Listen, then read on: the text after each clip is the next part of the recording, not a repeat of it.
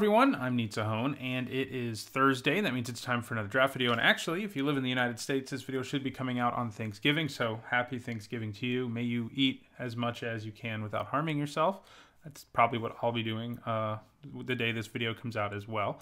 But anyway, yeah, more Guilds of Ravnica draft. We're about to be in one of those. Also, my videos are sponsored by Card Kingdom. You go to cardkingdom.com to get all sorts of products. They may even have some Black Friday deals tomorrow that you could check out. So go to cardkingdom.com. This is a good pack. Blood Operative is excellent. It's just this creature that keeps coming back. It hits hard enough that you don't really want to take it, and the lifelink makes it so it always has... It's always given you the life anyway that you need to make it work, because you have to pay life to get it back. Also, a strange rule interaction is that you can surveil, put this in your graveyard with surveil, and still get it back in your hand. So it's like you draw a card essentially if you surveil with it near the top of your library.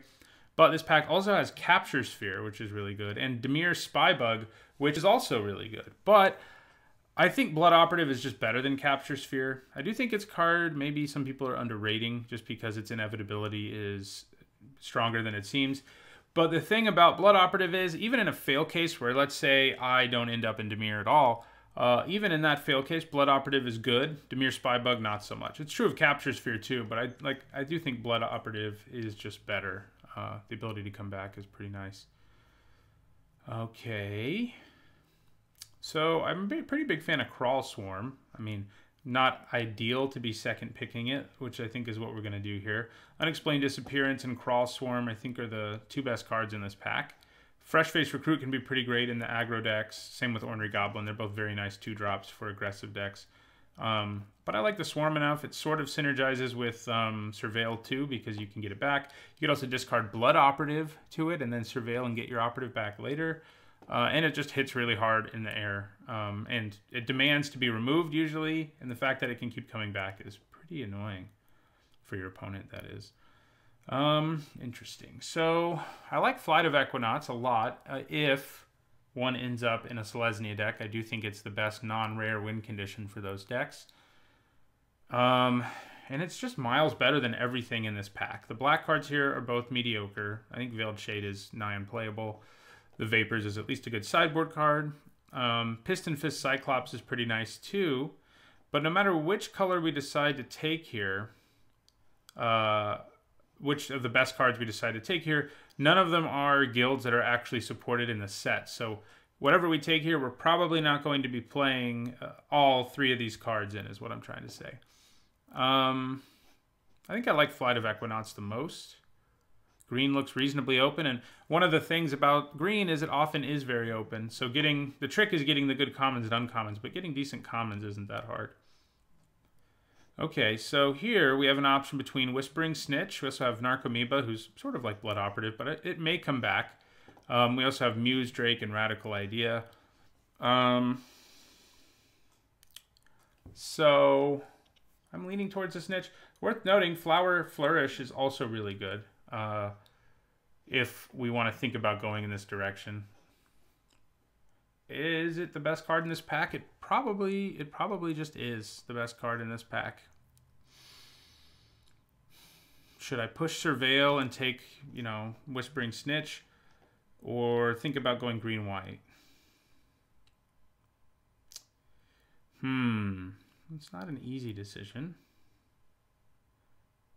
I think this is enough better than the Snitch that I wanted. The Snitch is nice, but it's nothing special. Okay.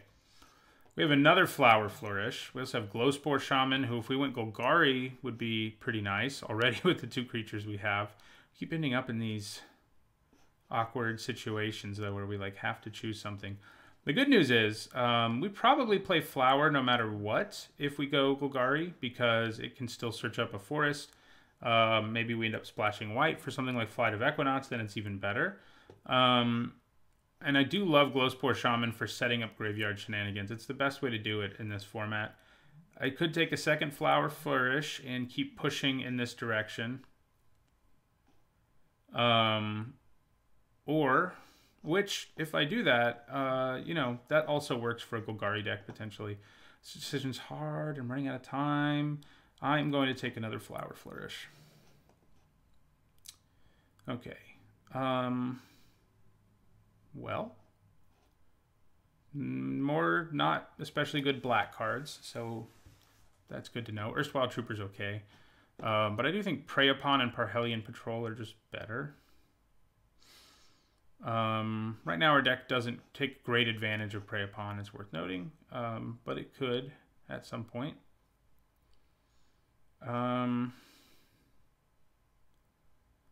Yeah, it's one of these. Which one?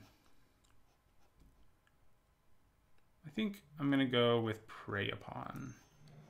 If we really go Selesnya, it'll work out.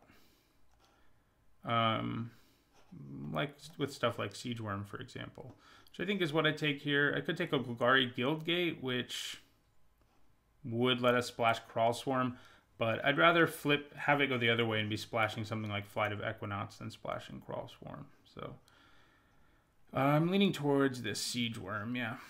I do like Flight of Equinox better, but we definitely need some more early creatures, obviously enough. But we keep getting decent Convoke threats, so we're sort of stocking up on those first, which I think is a good thing to do.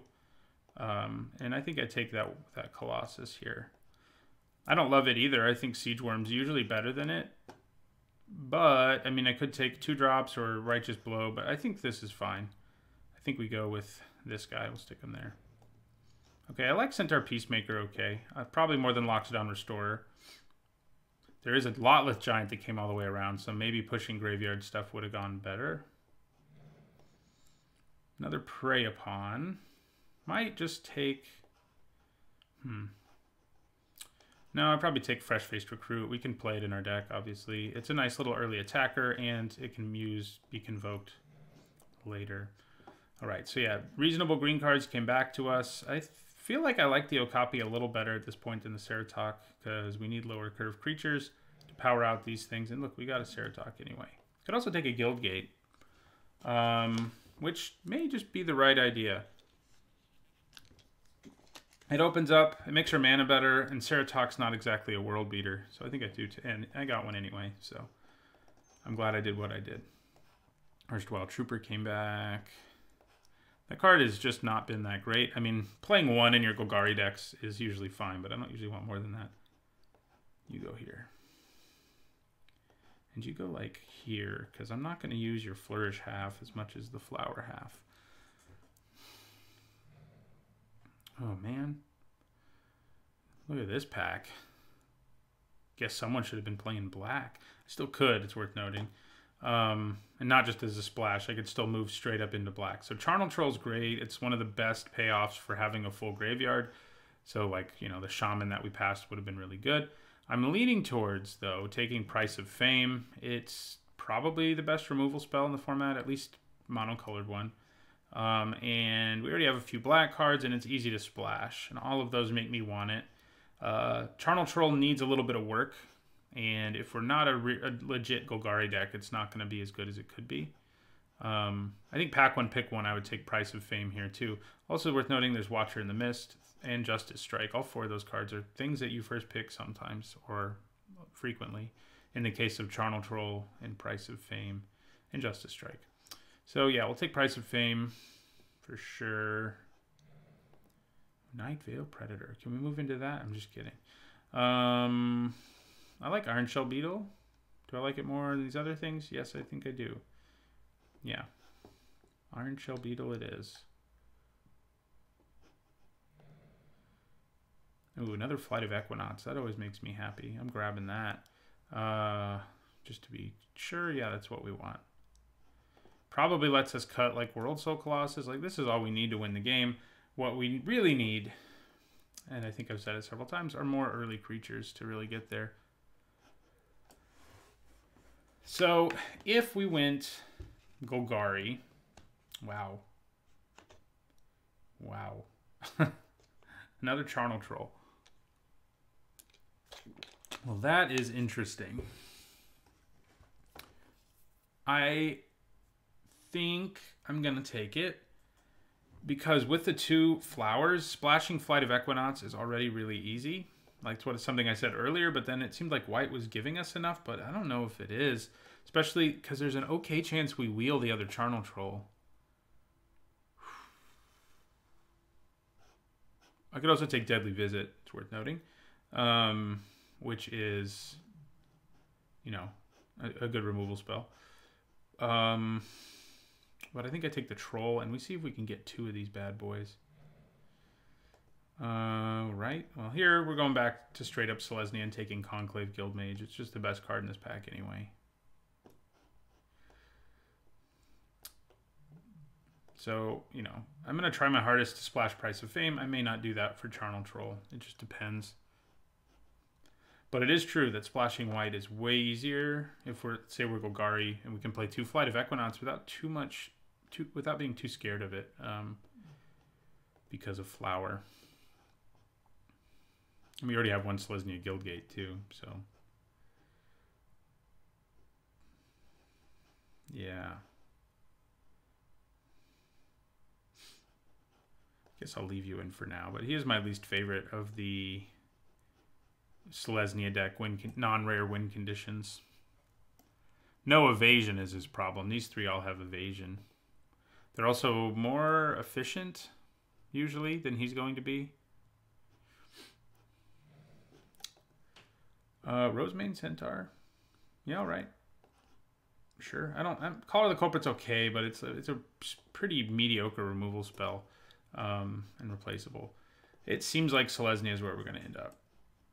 I mean, that's kind of why we sort of moved away from doing black at all, because other than the Charnel Troll that we saw, we haven't seen much other, you know, Price of Fame. We haven't seen late crazy black cards, and that Charnel Troll wasn't that late anyway. This is, you know, another Convoker, but it's not one that's actually like a win condition. It's just like, you know, if you can play it on turn 4, you're in good shape. Okay, do I want another Rosemane Centaur or a Dissident? I think I go for the Centaur. I find that the like high curve Convoke creatures are usually harder to get than the like, you know, replaceable 2-drops. See? Okay, so Vigor Spore Worm is nice, but it's not as nice as anything we have up here. Arboretum Elemental needs you to really, really have a billion creatures for it to be good. I'm not a huge fan. It's hard to cast it in a way that's efficient. I mean, maybe you pay 6 for a 7/5 hexproof. That's okay. But if it's in your hand forever, which it can be, that's not so good.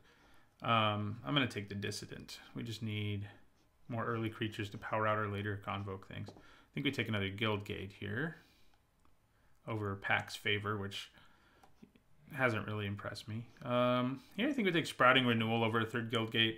It may get mainboarded, and even if we don't play it in our 40 card deck, it's a good sideboard card. Okay, so don't like Join Shields. I've seen people be surprised I passed it, but it's just not that good. It's only good in some narrow situations, and very infrequently are you going to be in situations where it's at its best. It's bad if you're in a lot of different situations. We are going to take Hitchclaw Recluse. I think we'll take Portcullis Vine. We'll take Urban Utopia, though I doubt we play it. Ditto for all of this stuff. Yeah, Moodmark Painter is a disappointment. So right now, playing 1 swamp in our deck isn't hard. And we may even be able to run 2 because of the fact that we have Flower. Okay, so Bounty of Might is super powerful. It can just like end games out of nowhere. So it's what we're taking. You know, I'm not usually a big combat trick fan, but this one's really resilient because it has 3 targets. And it does so much that, you know, it's hard. If your opponent's tapped out and you cast it, they're going to get blown out. There's usually not any other way for things to go. So it's what we're taking. Blade Instructor's all right. Yeah. You know, I wouldn't mind a Golgari Guildgate coming back. It would make our mana better, but our mana's already pretty good. All right, so what we need are more low curve creatures. Oh my god. 2 Blood Operatives? Inspiring Unicorn is nice-ish, but, I mean, it's more than nice. I should take it. I mean, it's not like I don't have... I already have 5 low curve creatures. I'm going to get more. The Unicorn is just really strong, and we're going to be playing a lot of creatures, so... I think we have to take it over, like, Portcullis Vine, which is fine, but... Okay, so Iron Shell Beetle is probably what we take here. We could take the Guildgate, but I think we're still wanting more creatures down here. Oh my god, do I want a third Flight of Equinox? Maybe. I do basically think they're upgrades over these guys. Yeah, let's just do that. And kick this guy out, and maybe Siege Worm too. We'll take a Divkaran Dissident. It's just, you know, there are things that kill it in this format, but there's a lot of things that don't, just because it's so big.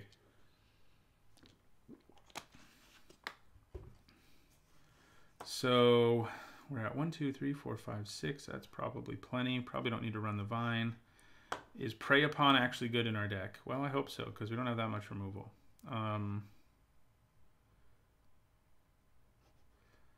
Creatures. Usually I want a creature with 3 power and 3 or more toughness to be at its best. So like the Ceratok, Centaurs. I mean, all our top curve stuff is good with it, so we probably play it.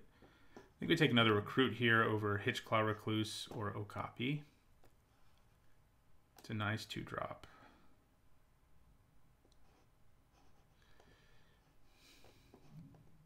So I think because of this, I can get away with running 2 swamps and not feeling like making my mana base a little better. Move these over here for now. Especially if we pick up a Golgari Guildgate, I would only run 1 swamp, and obviously that would be way better. Well, Molder Hulk, you know, for splashing black is kind of okay, but I'd probably just rather have another Recruit. It's better than all our other 2-drops, except maybe the Guild Mage. It's better than the Dissident. I mean, Dissident can do more stuff in the late game, I guess, but I'd rather have 3 fresh-faced Recruits. So Hunted Witness is a thing. You know, it can help us power out Convoke because it's an early creature, but I don't think it's going to make the cut. And here we'll take a Pax Favor. Take another Vine. Ooh, I actually probably want Collar the Culprit for my sideboard. Sure, I'll take a second one for my sideboard. Never know what you might run up against. Okay. And we don't actually have that much removal, so maybe I should just consider mainboarding one. It's kind of worth thinking about.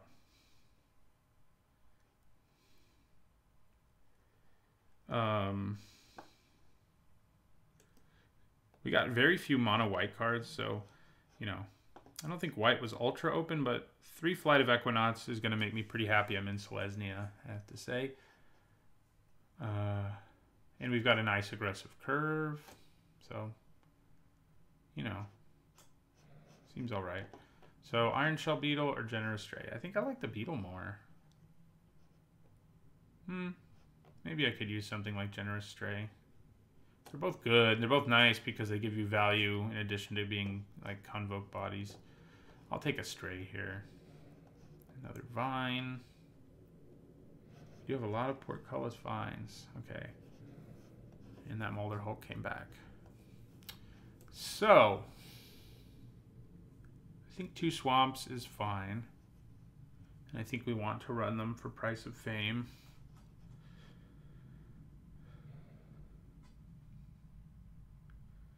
I don't know how good Prey Upon's going to be. Especially because I'm kind of leaning towards cutting... Well, I'm probably cutting this to the sideboard.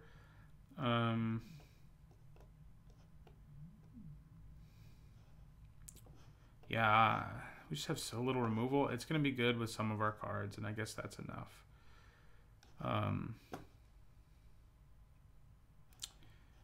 If we weren't going to be running a 3rd color, we could probably get away with 16 lands in this deck because of our 2 Flower Flourishes, but I don't.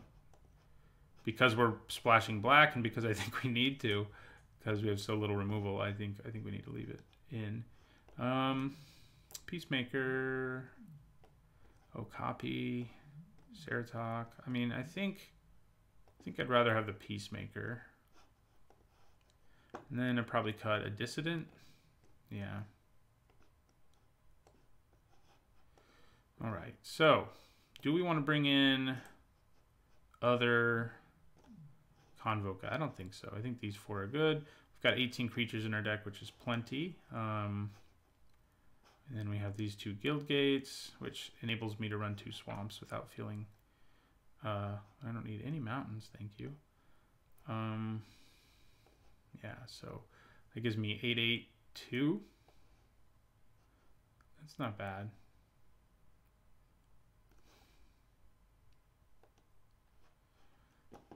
Yeah. Yeah, that should be good. Except I'm missing a land because I'm good at this. What? I definitely need forests more than I need plains, even though I have 1 Inspiring Unicorn. There we go. Oh, yeah. All right. So this deck should be interesting. I'm hoping these lead us to some victories, and this, you know, steals a few victories. I'll see you guys in the first game. All right, going into our first match, we would like to play first. I think this hand's fine. You know, double Fresh Face Recruit is a nice start.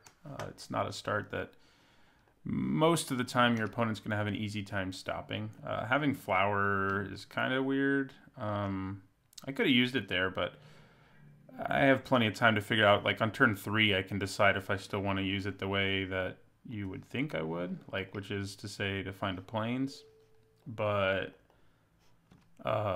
yeah, so like next turn I can play Fresh Face Recruit and maybe Flower Flourish, but I may just want to hold on to it till later.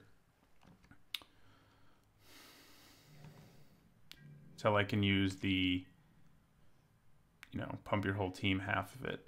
Especially because I just drew another land. Still, I mean, you know, it thins out my deck slightly, which does matter. So next turn we can play Rosemane Centaur instead of attacking with one of these guys. Yeah.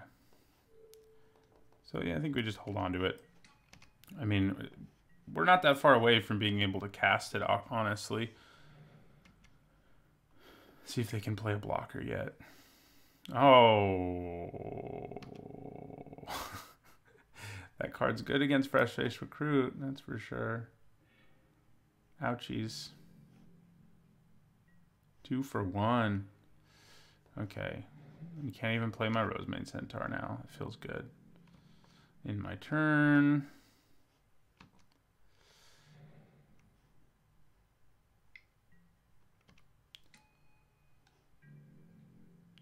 Hope they don't have Disdainful Stroke, I can tell you that much.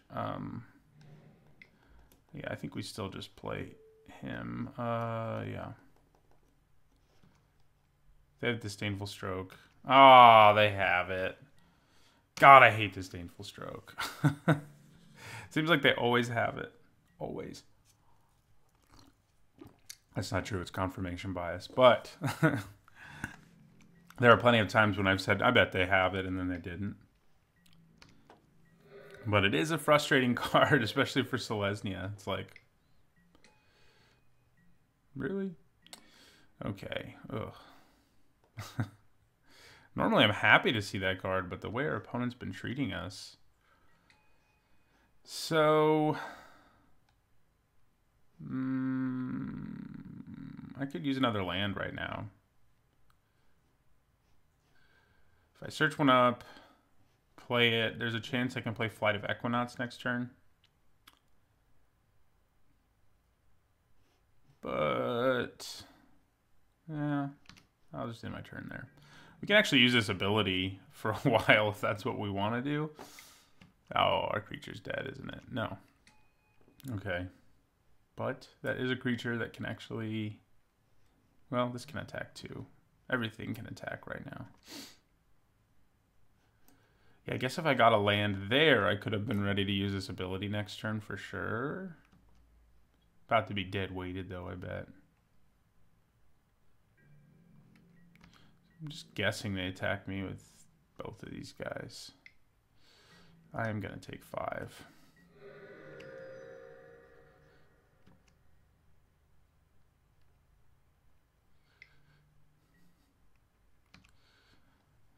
I'm never happy when my opponent can cast that very comfortably, you know. they're going to cast it, I like for them to be at like 7, you know, where it's just hard for them to get things going the way they would like. Okay. All right, well, we drew the land anyway. So the question is, do we play Flight of Equinaughts here? Or do we just leave mana up for this activated ability? I think we play the Flight. They don't have Disdainful Stroke mana up for one thing. I can't actually play it right now, though. So that answers that question, doesn't it? Okay. All right. So, probably just hold up this ability. Yeah. Yeah. Do I cast this? Back on that, huh? No, I don't think so. Maybe I should. Maybe I'm being greedy to want this half of the card to do what it does. But so when they attack me, I'm going to make a token and block the Whisper Agent.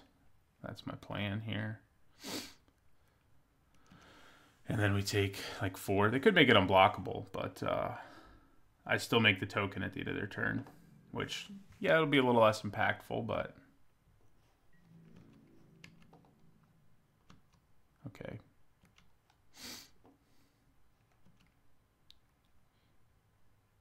Oh. All right. So, I wish I didn't have to tap like the old guild mages didn't have to tap. It'd be so nice. Yeah, so block this, take the rest.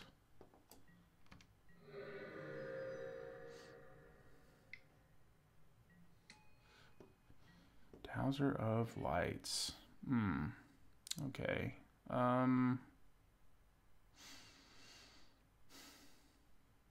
Yeah. We're going to play the Centaur here.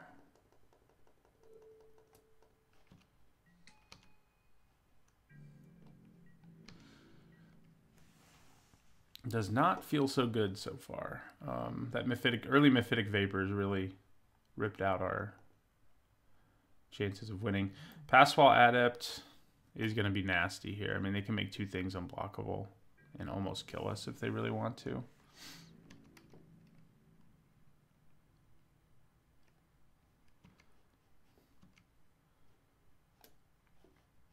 I do sort of have our, like, look, I can win the game out of nowhere card, but we've done so little damage to them that we can't really win the game out of nowhere.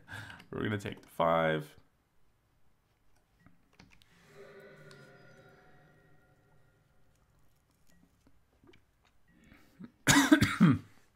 Well, that's interesting, but not useful because, I mean, I guess I'll make them do it. Yeah, they beat me. I could make them use this ability, but I don't think I need to. Okay, well, that wasn't very much fun. Main board Mephitic Vapors destroyed us. So,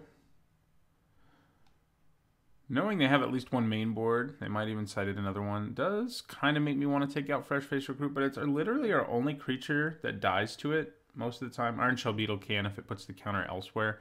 So, I mean, I shouldn't be that worried about it. It just so happens that we had 2 of them, and it really, you know, ruined our momentum.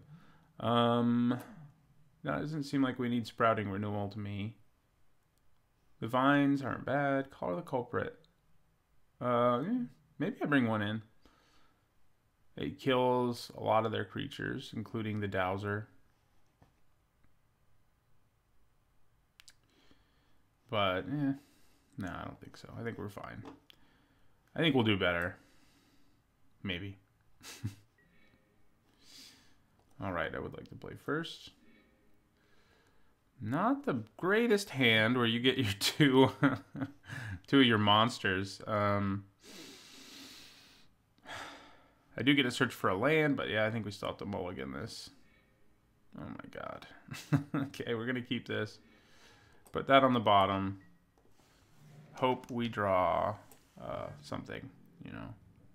Something would be good.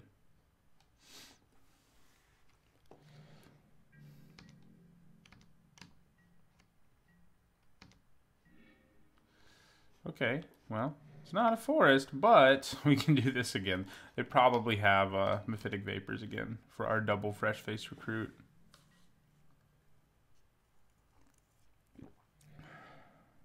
If I draw a forest,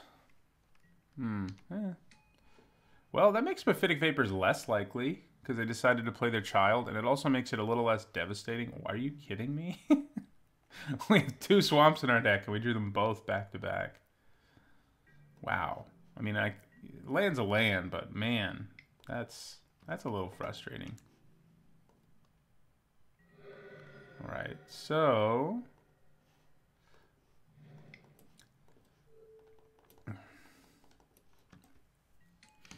you know, I think running 2 swamps is the right call. We just, you know, we could also use like any forest or flower or flourish would be good right now. So give us one of those, you know. Yeah, we'll take the 2. We'll exchange life totals basically. Now are they going to cast Mephitic Vapors? No. There it is. Okay, so yeah, we attack with both our friends. So I could play around Disdainful Stroke here and not try to play our Ceratok,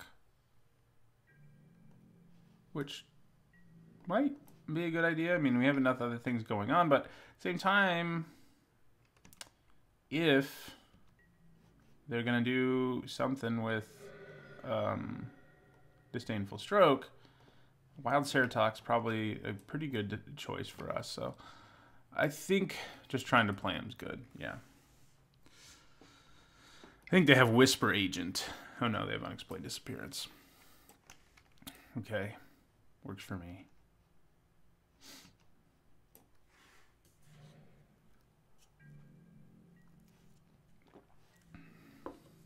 So we exchange life totals again.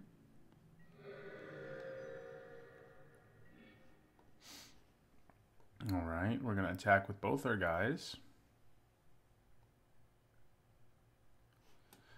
Since our PVC Pinker is probably a little worse here, it's good against like Boros and Izzet, where your life total, you know, exact life total being, you know, really low does matter. Okay, well, fine. I am going to play the Ceratok now. The fact I can make it a 5-4 with the Beetle is pretty attractive. Making this a 3-2 is also pretty good. But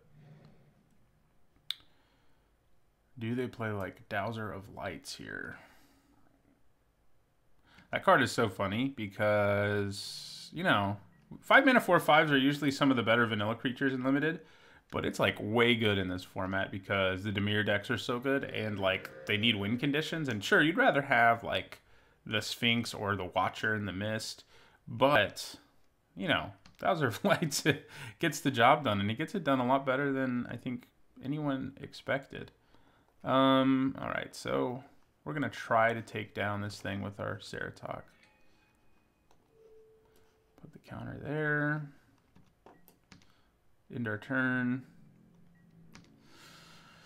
I do feel like, as I've played this format more and more, that Selesnya is the worst color pair, more than Golgari. I think other people have thought that as well. It's just so vulnerable to all the really good removal, where you spend a bunch of mana or convoke something out, and they just have a removal spell for you. That is not nice.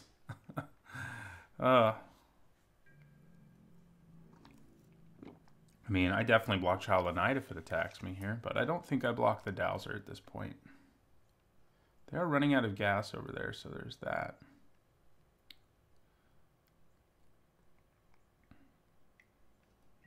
All right, so I'll take 4. Wonder if they have Devious Cover Up over there. They very well could.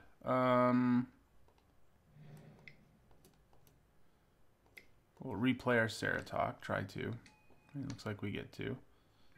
Oh yeah, I guess we might as well attack with Fresh Face Recruit, huh? Yeah. Take that. This thing has gained them so much life in between the 2 games. My God. Oh, the removal. Centaur Peacemaker is going to be pretty good here. Gaining us that life is definitely going to matter. I mean, it'll gain them life too, but we're the ones in jeopardy here. Okay, so I'm going to block the Child of Night with the token. It's basically a token, but with that,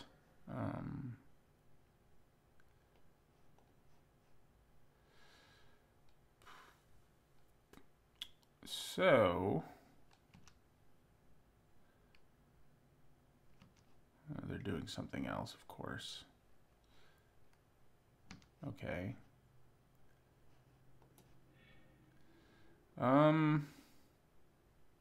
I think the Peacemaker is going to be better, which is unusual, but I think that's the case. Okay, so we're going to play Centaur Peacemaker.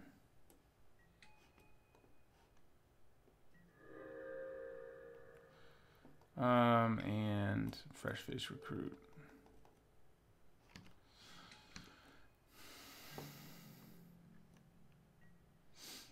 So we can double block this. It will kill both of our creatures is the downside there. So maybe I just take 4. Or maybe I'm not even given that option, you know.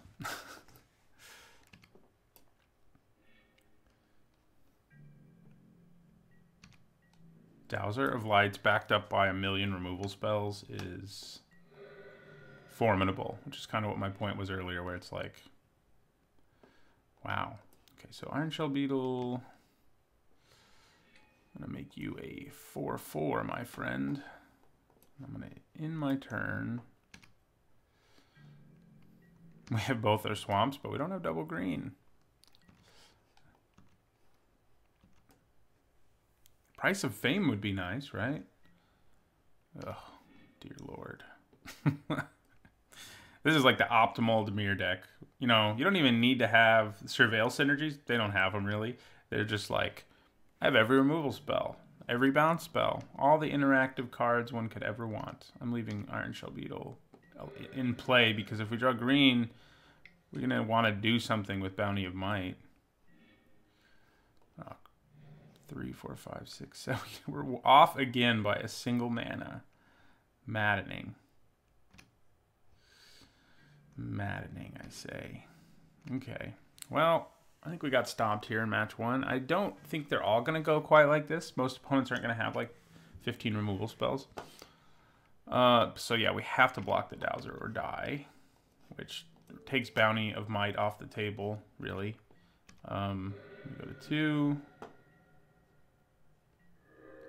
Hey, how about that? Okay, end our turn. Plan on using Price of Fame, and maybe it will find us what we need, which I don't know what we need.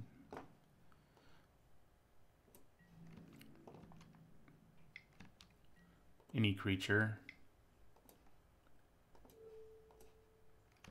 Disdainful Stroke. Okay.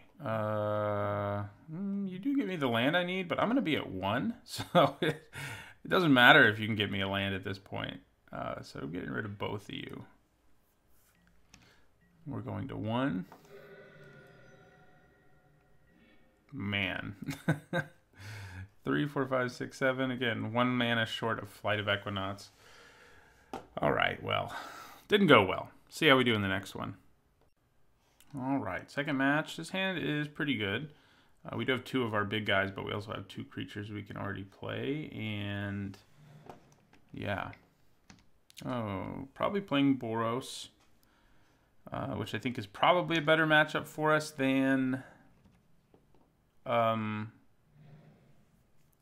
Boros it is.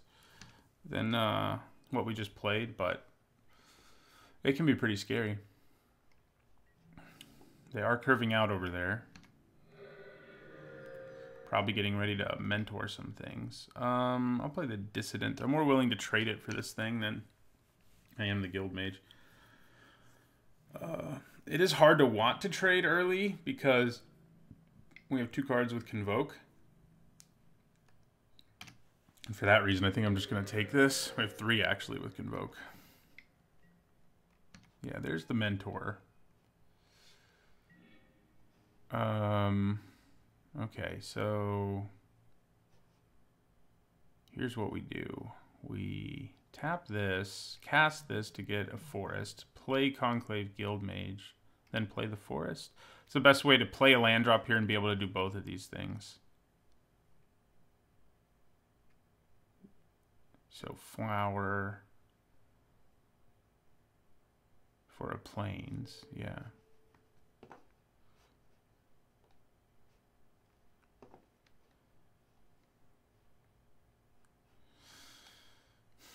Mentoring this is going to be a problem, obviously, and it can do it twice. Blade Destructor. We're going to block it, obviously, but if they have a trick to back it up, we're going to be in a world of hurt, and this draft will be off to a second consecutive really bad start.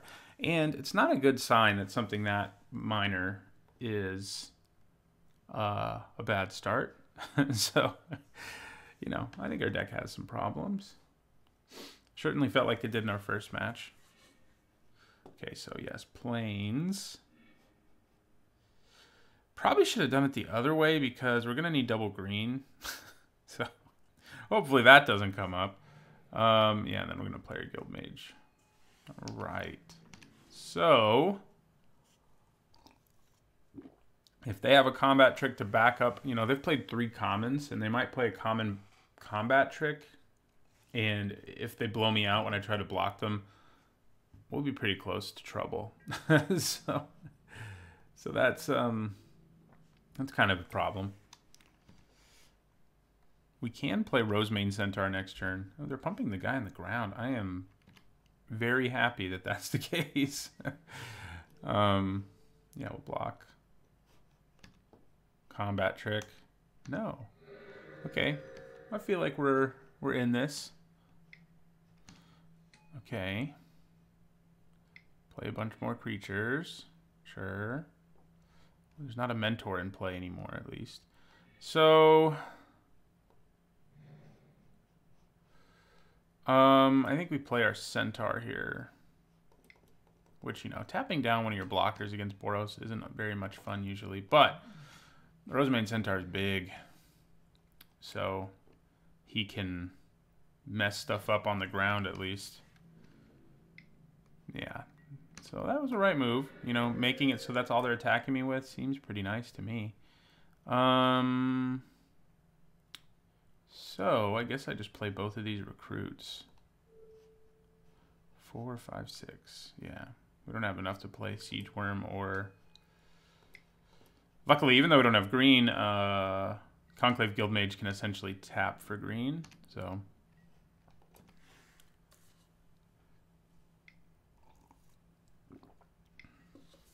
Oh, good. Wow, they decided not to attack me at all there. 2, 3, 4, 5, 6, 7, 8. Don't think I want to tap down that many things against their board right now.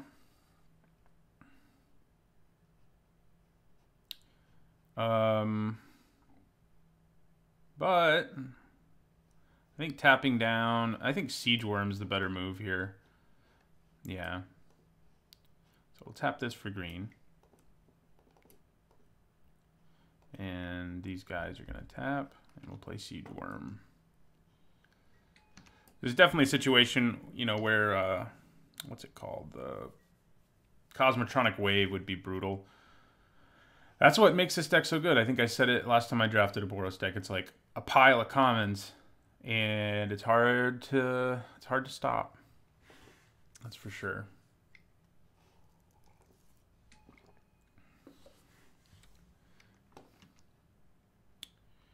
So, I mean, you know, I only have 2 blockers, but they're both pretty formidable. Yeah, so this is finally happening.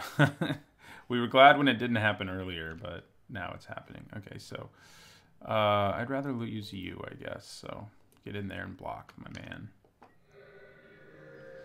Okay.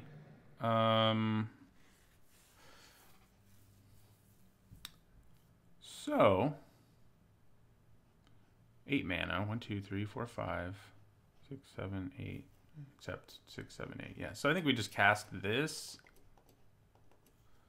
Yeah. Gives us a blocker for their Healer's Hawk.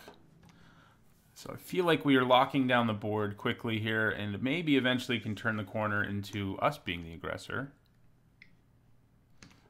Okay, well, that's going to be a problem only for a turn, really. So we'll go to 7. And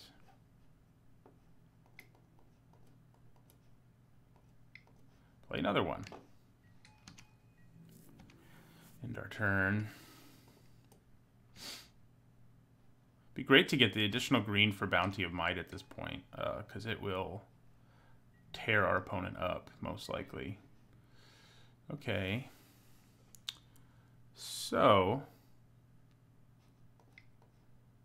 I'm going to play this Iron Shell Beetle. And the question is, would I rather attack with a 6/6 Trampler or pump one of these guys, because they can attack in such a way that our opponent has to lose at least one creature, but that's kind of true of Siege Worm too.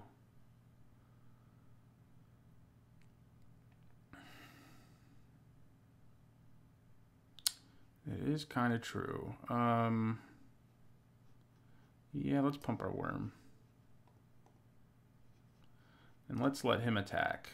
I think we have enough back that it's a reasonable attack. I'm pretty sure they're just going to take 6 at this stage of the game, but we need to start pressuring them, or, you know, they'll find a way to do 7 to us if we just sit around for too long. Especially because we have Bounty of Might, which kind of makes our opponent have way less life, since we can do 9 damage out of nowhere. Yep, and that will allow us to actually do said 9 damage. All right, so we do have a nice mana sink in play, so that's going to be good. We're going to attack with Siege Worm again. They're going down to 16. We'll have Bounty of Might mana next turn. And against the Boros deck, there's a small chance they have a way to interact, but there's not a huge one. Ooh, that's not good. Really. Oh, man. It looked like we were going to get there, and then came Command the Storm. All right. We still have Bounty of Might, which could matter. So we're going to take 3 here. Going to make a token at the end of their turn. We need our 3rd Flight of Equinox, or even Hitchclaw Recluse. I would take a Hitchclaw Recluse.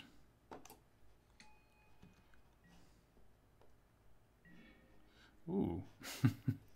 There he is. Okay, so how should I attack here? I think I'm going to attack with all 3 of these. Maybe even Rosemane Centaur. It does have Vigilance after all. Yeah.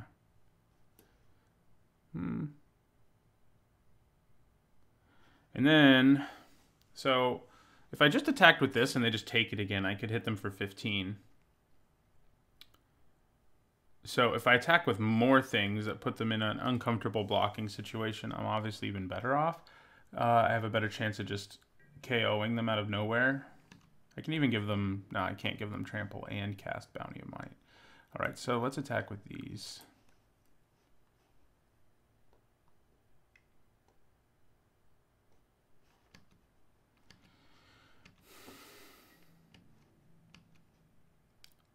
Yeah, I was going to say, they don't block one of those. They may just take the rest, which means we win. If they don't, if we can't just win on the spot here, we'll play our Recluse. We can, though. Right? So we're doing 6, 8, 19, 11, 12, and then we're adding 9 to that. So, yeah. 5, 6. Bounty of Might. Put 3 here. Put 3 here. Put 3 here. And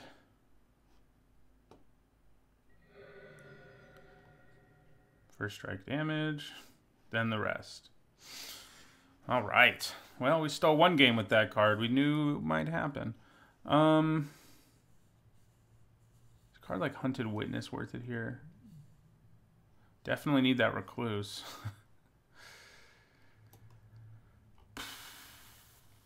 I would love to have more ways of stopping flyers.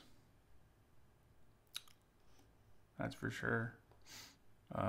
You know, we do have 3 big flyers and a Hitchclaw Recluse, and that's a big part of why we won the game, because we were able to keep those flyers away from us for long enough. Yeah.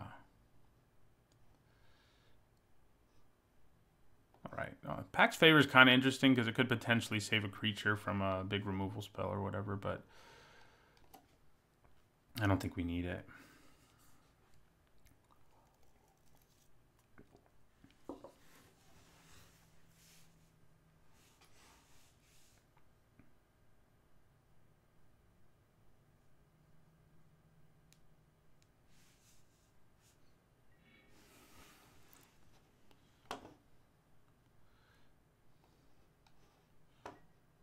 This is a good hand. We'll keep it. Yay. Here he comes. Carrying his torch over here. Or he's going to hit us again now. So we play a Guild Mage first, I think. Having the ability to make it into a 3/3 is probably just going to be better than most things on turn 3.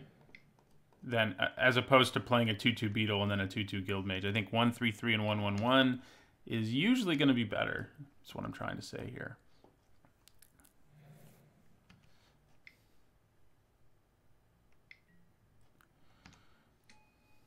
Well, I mean, the Iron Shell Beetle will be good against that because it can just block, obviously, while also making his friend bigger.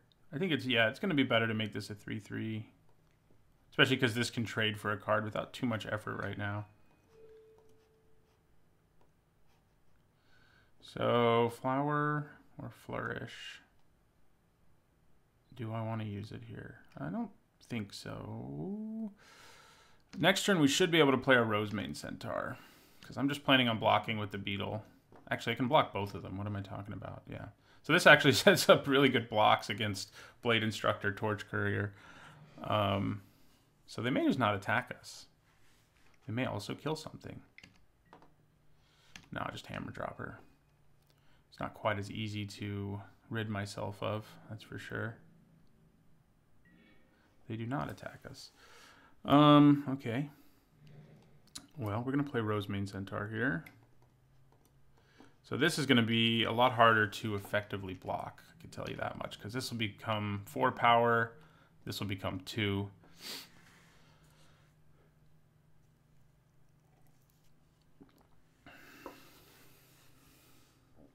1, 2, 3, 4. Maybe they'll give this haste.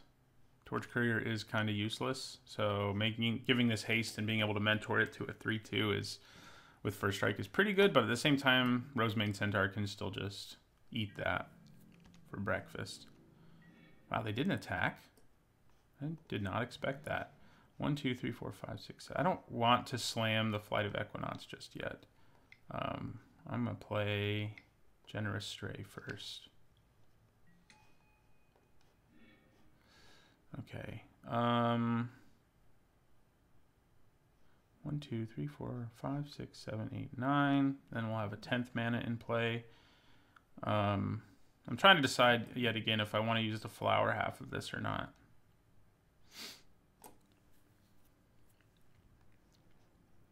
I mean, we're aware we can actually use it, and it does have a super impactful ability, obviously.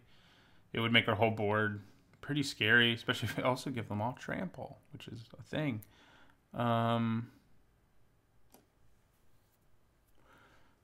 Is it worth attacking with Rosemane Centaur here, incidentally? Maybe. No, I don't think it is. Flower Flourish. Do I do it? No. No. It does make it more likely I can cast my Flight next turn. Sort of. I mean, I already have lands to play, so it doesn't make that big of a difference. So. If I were them, I don't know what they have in their hand, I guess, and they don't know what I have in mind, but if I were them, I'd be attacking because 4-2, 5-2, 3-2.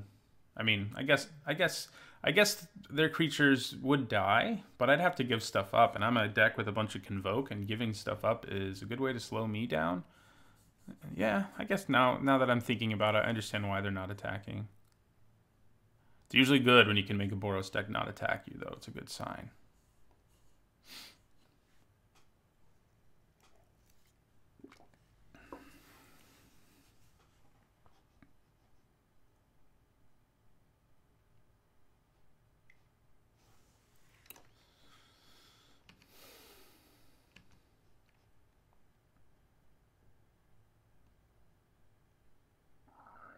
Starting next turn, we can just make a 2-2 every turn, which is a good way to kill these.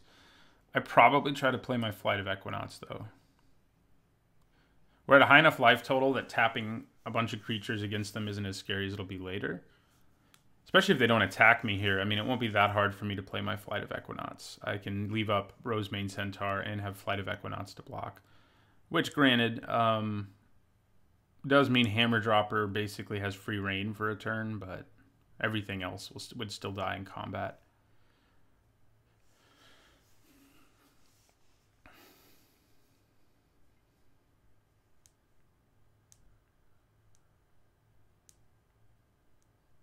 Wish I had more ways to gain life right now.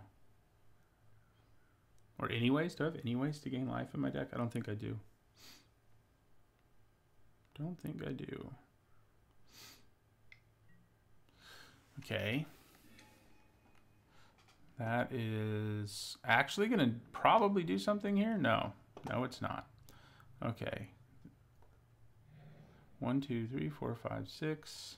Yeah. Ooh, we can even leave up Conclave. Guild Mage. That's cool with me. So do I attack with my Centaur here first? 1, 2, 3, 4, 5, 6. I think we do. It has Vigilance.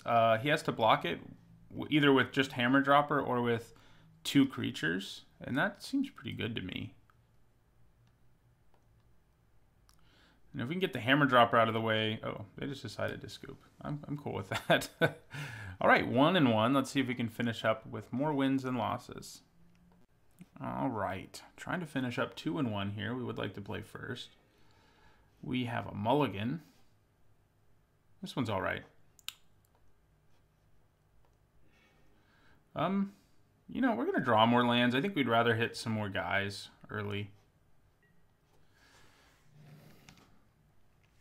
So we're going to have to play the less exciting 2 mana, 2/1, 2/2, that is Iron Shell Beetle. I prefer playing, yeah, I think we attack here. I can't play another creature because my land comes into play tapped, but I'm okay with starting a race. So, yeah, we don't get to play anything this turn. Peacemaker will be able to be played next turn, though. Or Hitch Claw Recluse, if it looks like that'll do more than Peacemaker. Well, that's annoying. Alright, so I'm just going to play the Peacemaker and end my turn here. We both go back up to 21, 22, 22. I thought it was 3 life for some reason.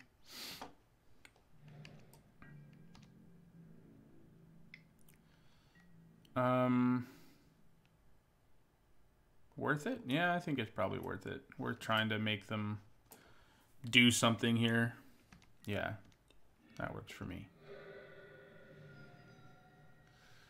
Okay, so do I want another 2/2 or do I want to make this a 3/3? I think I probably want to make this a 3/3.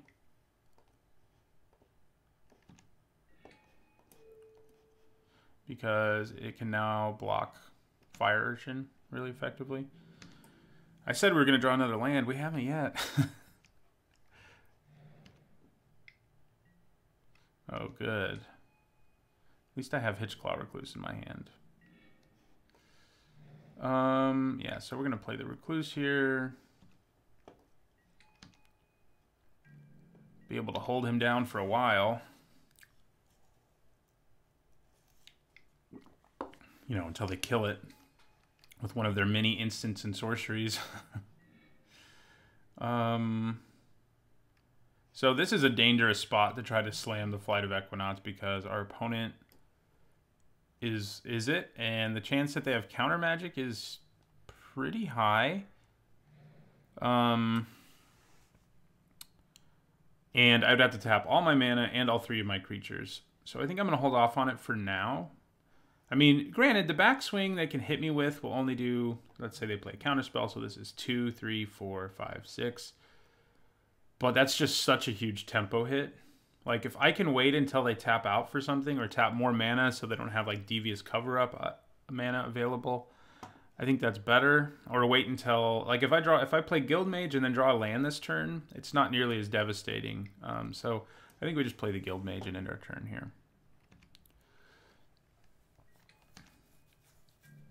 There's a chance we could have drawn out counter magic there too, but we did not.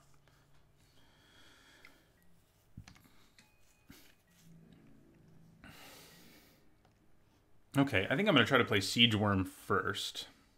It's not nearly as challenging for us to cast. So.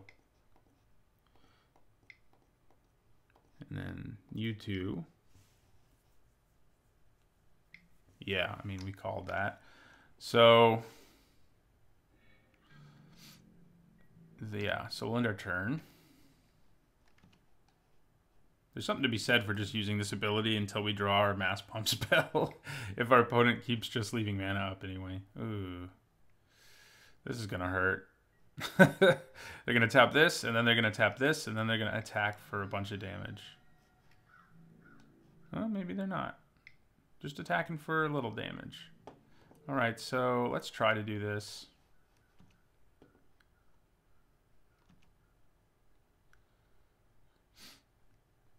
If they have a trick, it's going to suck, but I think maybe they thought this had Defender. I'm hoping they thought it had Defender, just because it's a huge... It is basically a Defender, but it isn't a Defender in a technical sense. Okay, so 1, 2, 3, 4, 5, 6, 7, 8. So do we try? I think we try. Stupid blue decks. Why didn't we get to play another deck without blue in it? Alright, so 1, 2, 3, 4... 5, 6, 7, 8.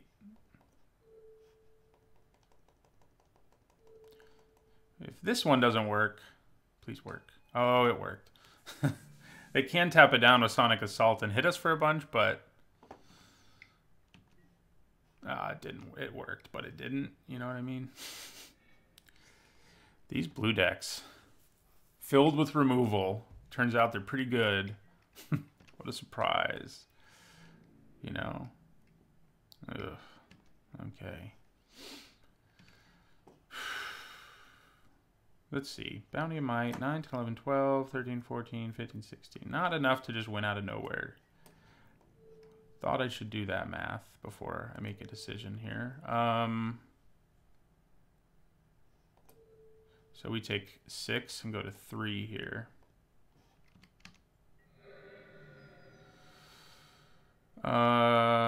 Not quite dead, but we're trying to be dead.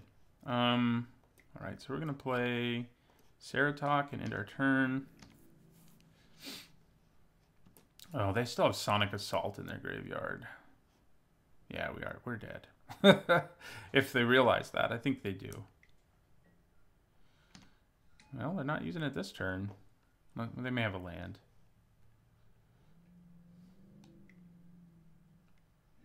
Oh, right. Goblin Electromancer. Okay. Well, these decks that can counter our big spells and or just kill them for less mana than I cast them for are making me a little frustrated. Call of the Culprit King, kill that Drake. This is where we wish we had the Destroy Target Flyer card. Yeah. Don't think we have an answer for any of what they did to us there. We just have to hope that they don't have as much removal as it seemed like they had in that first game.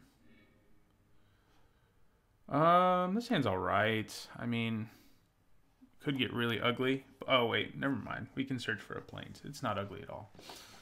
Flower Flare, that's the nice thing about it, is it makes hands like this very keepable instead of like cross your fingers keepable. So we're going to cast Flower and get our plains. Probably play Fresh-Faced Recruit first because there's a better chance it can get in for some early damage than the Guild Mage, because the Guild Mage doesn't have first strike. So Peacemaker and Prey Upon is pretty solid, so I wouldn't mind getting that going. So I'm going to attack here. I think I do play the Peacemaker here because it opens me up to being able to prey upon that Electromancer. It also blocks the Electromancer well.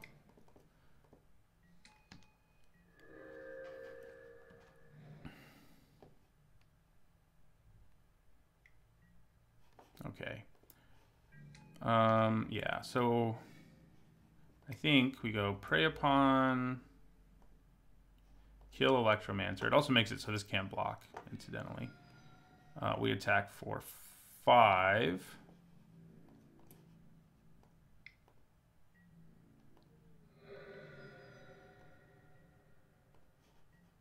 And since we have the mana to do it, I think it's probably just better to play the Stray here.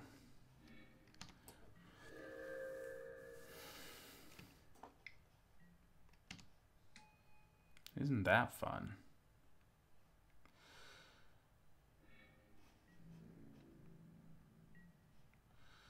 Okay.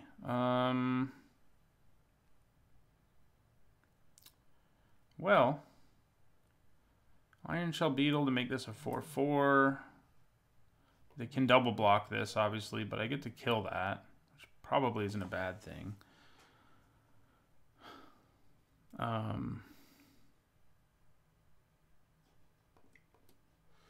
But I think maybe going on the defensive is going to be better here.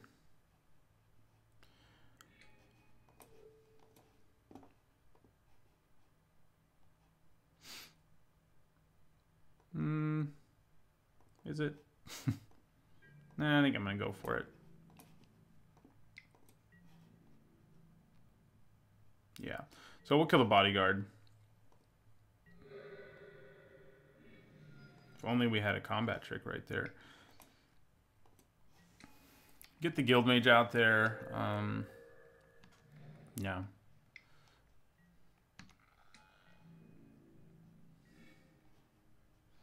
Getting close to Bounty of Might and this activated ability.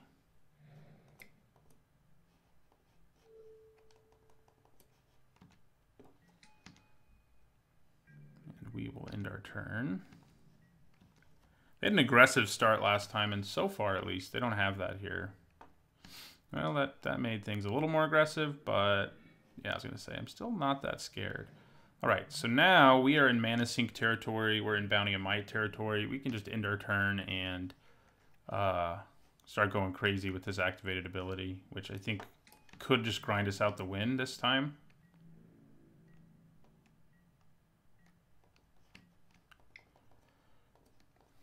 Especially because we can just do it until we draw our other Flower Flourish, you know? It'd be nice to be able to play you, but I can't. So we're going to end our turn again. We could attack and use Bounty of Might to blow them out, but because I have this Mana Sink ability, I think we wait for them to be mostly tapped out, like this, if we want to try to use Bounty of Might. They still have mana for Disdainful Stroke, which is a little bit frustrating. That card has ruined our lives multiple times today.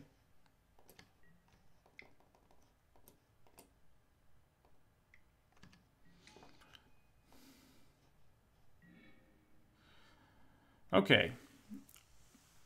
I think we go for the Flight, and if they Disdainful Stroke that, you know, it's not quite as backbreaking because we have to enter combat for Bounty of Might to be worth casting, and then if they counter it, we are SOL, basically. So, let's play tap you and tap you, see if they have Disdainful Stroke. And they do. What a surprise. And we'll end our turn.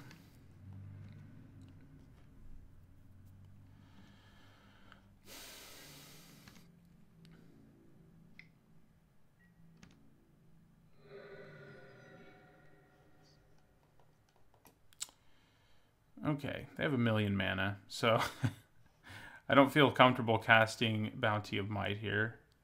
I don't have to do it just yet. I'm either going to wait until I have no other choice but to do it, or wait until they only have until they have 2 mana up again, basically. So I think holding on to the Fresh Face Recruit and making more tokens is going to be more worthwhile than the alternative. We really want Inspiring Unicorn to come into play because it would enable our whole board to attack, but we can't hit that second white. I mean, we found the first white with our Flower Flourish too, so yeah, let's just use the ability here. I think that's the right thing to do is this time.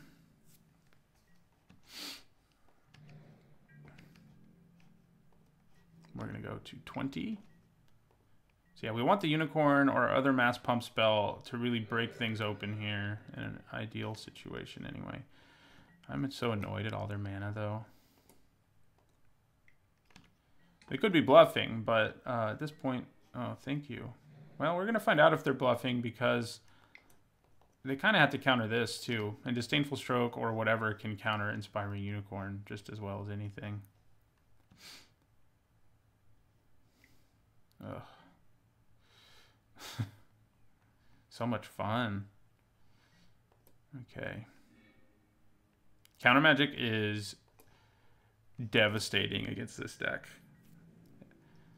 Like, it's pretty good against Golgari too, but these two decks, if your opponent can counter a bunch of your stuff, you are in so much trouble. Like, you just can't win basically. Okay, so I think I'm gonna play Ceratok and Recruit here. I'm gonna start gearing up for Bounty of Might plus giving my whole team Trample, and I think that's the best way to do that. So Ceratok, Fresh Face Recruit. It's better this time than because we can play 2 things instead of making 1 token, which is what we would have done. Does this exile it? Yeah, it does. So I think we're getting pretty close here to an opening for Bounty of Might. So what happens here if I cast Bounty of Might? Well, some things happen. We potentially blow out our opponent. I think we attack with everything that has 2 or more power except Conclave Guildmage and see what happens. We can still play Flight of Equinauts in our second main phase. Yeah. I think we go for it.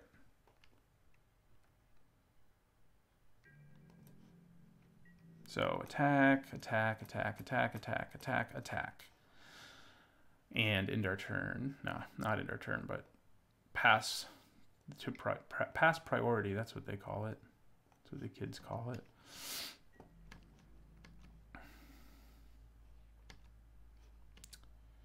God. They have a counterspell here. Can you imagine? Can you imagine how backbreaking that will be? Okay, let's do some math. So we're hitting them for 2, 3, 4, 5, 6, 7, 8. So we theoretically could go for lethal here. But if that gets countered, we are dead, basically. Because all of these creatures will die. I can still give them all trample, so maybe it still is lethal. It's going to be close. Let's find out. Let's find out what happens here. So we're going to pump you, pump you, pump you. Ah, shiza! Should have pumped more differently. Well, maybe. So what's going to happen here? Sonic Assault. Okay, that doesn't really do anything. Oh, it makes them bigger. That's, yeah, still doesn't really do anything. So in response to that, we're going to give our whole team Trample.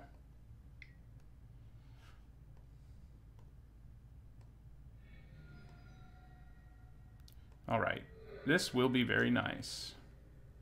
We kill a bunch of their stuff.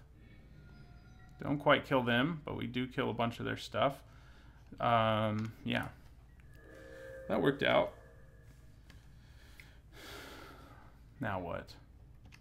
Yeah, crack your locket. That's right. That's all you can do. Yeah, we got there. All right. Bounty of Might is nasty. Once they find out you have it, it's not... You don't feel very good, though. I would have rather won the second game without it and then won the third game with it, you know. But that worked out. The Trample, Conclave Guildmage plus Bounty isn't something I've got to do before. I've thought about how sweet it would be, and it definitely was there. I should have pumped my creatures slightly differently than I did, but it worked out in the end. For some reason, I thought it was like going to give me an opportunity to say whether it was okay or not. That's what sort of surprised me. I clicked on the 3. It ended up working out decently, but really, Fresh-Faced Recruit, you're gonna show up in this hand? Man, I think we mulligan this hand. Oh my god. Okay. As far as 5-card hands go, it's not too bad. But that's not where you want to be. I think we put this on the bottom. Yeah.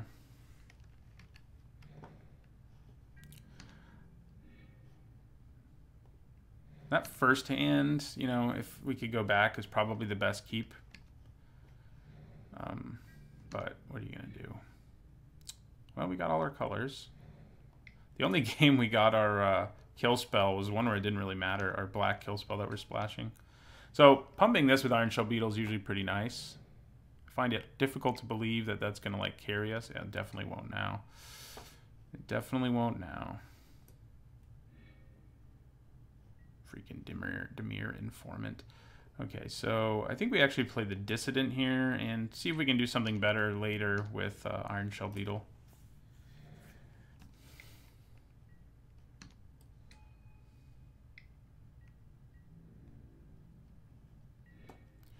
Okay, well, that's actually pretty nice.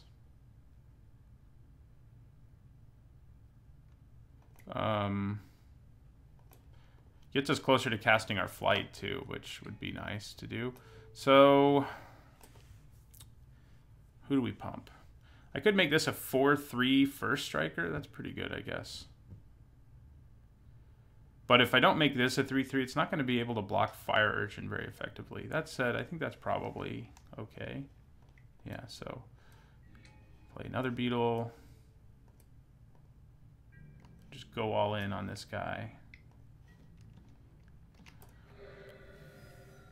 I probably just don't block Fire Urchin if it attacks me right now. Yeah, tap out. Thank you for tapping out. Okay. So I was happy they tapped out, but now I'm not so happy. Let me do some math here. 1, 2, 3, 4, 5, 6, 7, 8. We have to keep all these creatures or hope we draw a land to have a chance of playing our Flight. But we're not desperate to play it, honestly. I think I'm going to block this with my Dissident.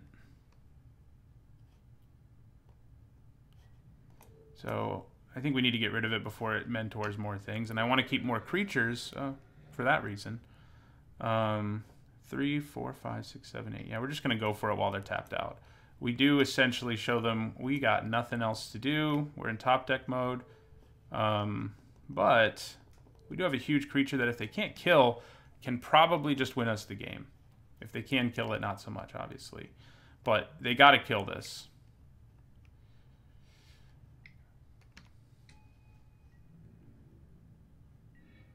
So making this a 2/5 is obnoxious, obviously, because now my Fresh-Faced Recruit is just like, sup. It's a good blocker, which it usually is not. All right, so we're going to attack.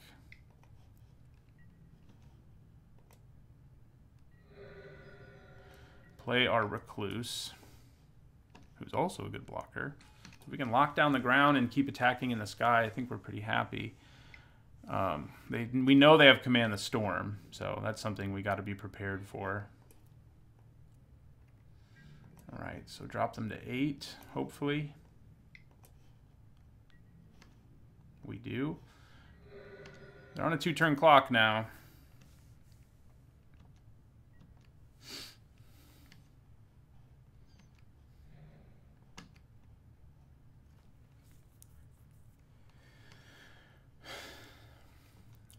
This is a... Yeah, I mean, I think this game's going to be determined by, do they draw removal or not? If they do, we probably lose, especially because we're in top deck mode. If they don't, we probably win. They can tap down. Ooh, that's nice. Hello. They can potentially tap it down with their Sonic Assault or whatever. Let's see if that happens ever. So I'm not brave enough to try to cast Bounty of Might against an opponent with this much removal and stuff. We can save it now from Bounty of Might, it's worth noting. So they go to 4. I'm guessing they crack their Locket. Hypothesizzle. Okay. That will kill Fresh-Faced Recruit, I'm guessing. Only does 4, so...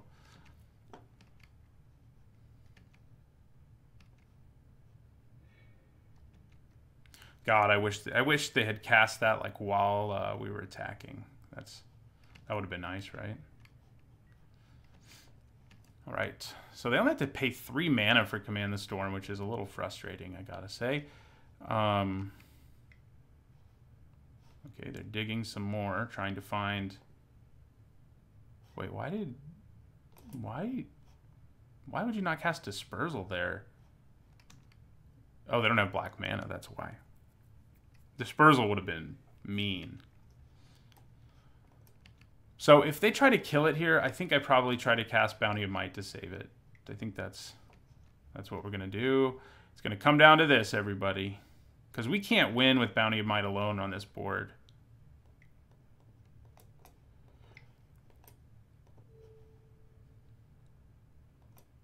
We're going to pump it twice and then pump Hitchclaw Recluse once. Please don't have another way to do damage. Please don't have another way to do damage. Please don't have another way to do damage. Please. No! No! They don't have another way to do damage, but they countered it.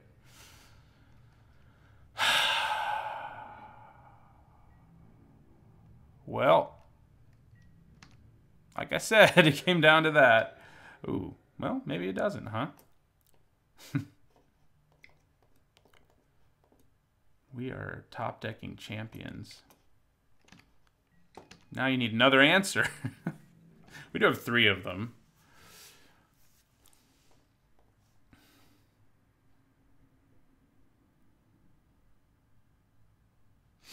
We're gonna, if they kill this one, we'll just draw a 3rd one. If that doesn't cause a rage quit, I don't know what does.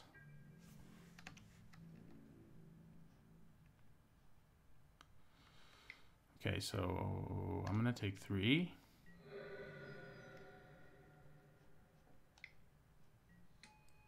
Ah, blocker.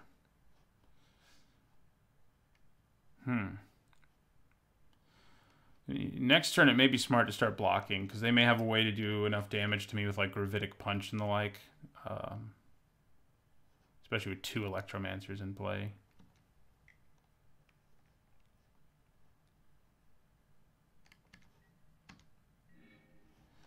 Okay, so we're going to attack with our Flight, which means I have to block with Muse Drake, most likely.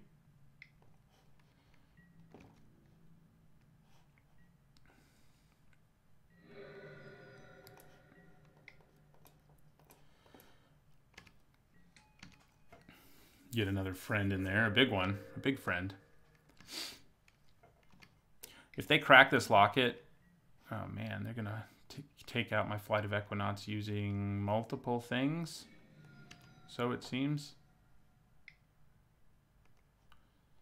Yeah, they did it.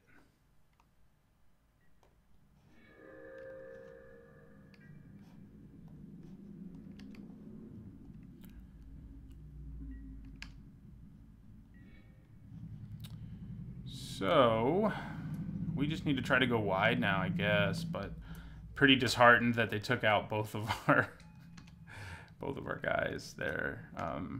The game is in sort of a stalemate now, but they have a way to draw cards and we don't. So we just have to be lucky. We've already been pretty lucky, and our opponent has answered. So they also have a Beacon Bolt and a Direct Current in their freaking graveyard, which is not good news for us in the least.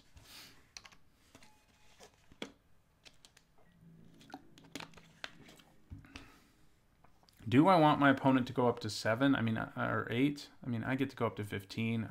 It's probably fine. It also gives me another large creature, and that is certainly something that's worth it.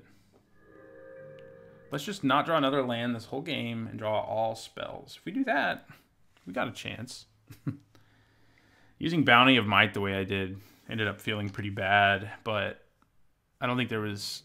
I mean, I guess we could have really waited them out, but yeah.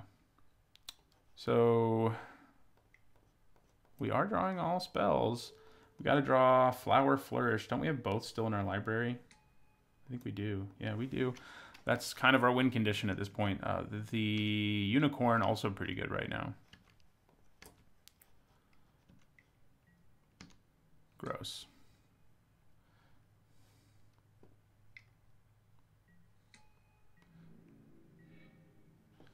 All right, we're going to hold on to that and end our turn.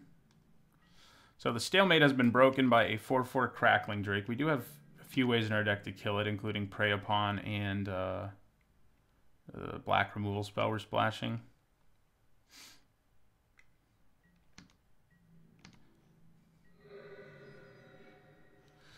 Oh yeah, we do have a way to draw cards.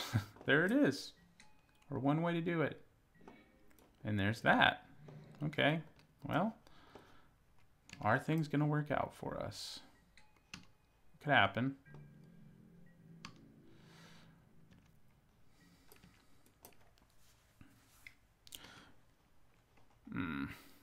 Bye-bye, Inspiring Unicorn. You were going to try. I appreciate it.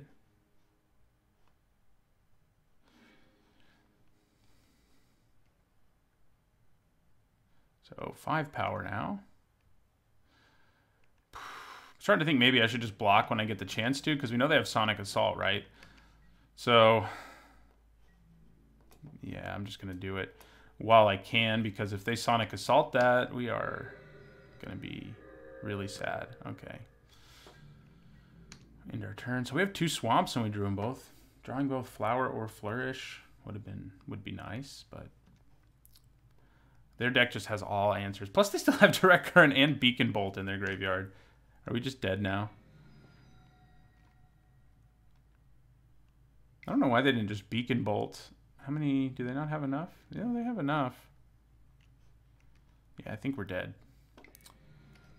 Counter Magic against Selesnya is not so good. I think it actually matches up really well against Boros and Golgari, but both Dimir and Izzet, you know, when they have the amount of removal they want to have, it's just devastating. So we can't even block him, so we're dead. We put up a fight in our third match. We got close to going 2-1. It all came down to Flight of Equinaughts. How deep is our next Flight of Equinaughts? Oh, there's Flower Flourish. They couldn't have countered that, so that would have been more ideal than the Unicorn who needed a turn. But yeah, so 1 and 2. Hopefully we'll do a little better next time, but you know, I think the deck performed reasonably well. I'll see you guys in the next draft video.